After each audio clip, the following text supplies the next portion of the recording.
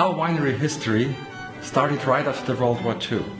My grandfather was at this time 17 years old, and he had to take over the family business, which was at this time not a winery, it was a mixed farming place.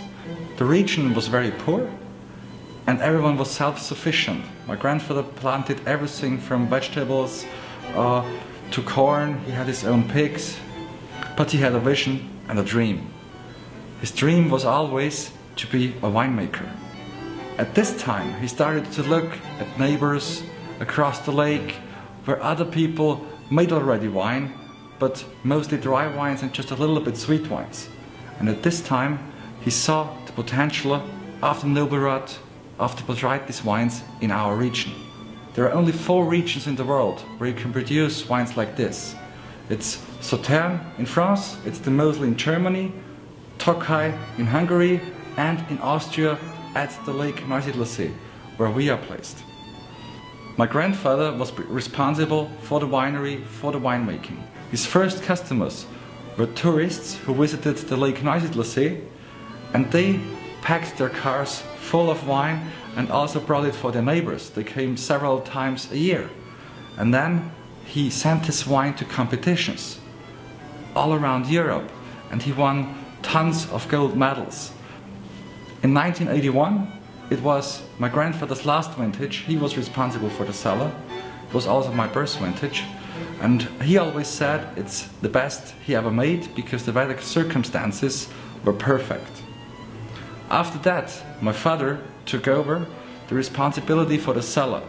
So he had an idea in the 90s, in 91 actually, to make a tasting in London. And all of his friends said, no one will come because no one knows you. So he went to a wine shop, bought 5 different vintages of Yquem, wrote on the invitation Yquem tasting and very small Kracher, and served everything blind. And every single flight was won by our winery.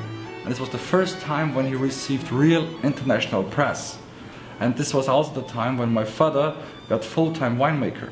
And over the next decade, he expanded the winery very fast. He fulfilled his vision, because his vision was always, he said from the beginning on, there will be a time when a Kracher wine will never be missed on a top wine list. And everyone was laughing at him in Austria because no one could imagine that. And a couple of years later, he was nearly there. My father produced 15 different Trockenbeerenauslese. And all were rated between 92 and 98 points, which is a fantastic collection.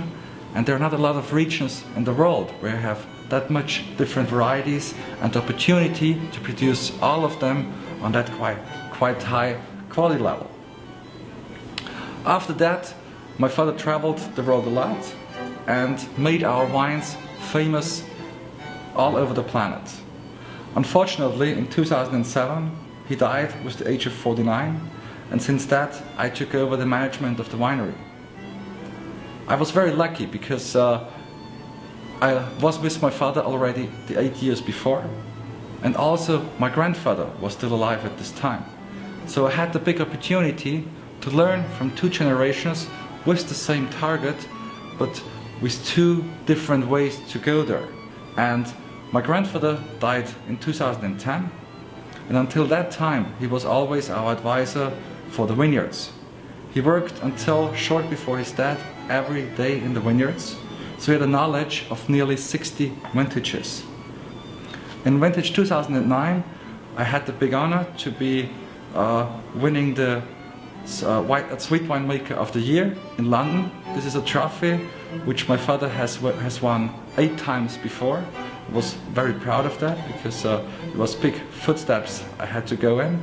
And the good thing is that I had good but hard education before, and I'm thanking him every day for that nowadays.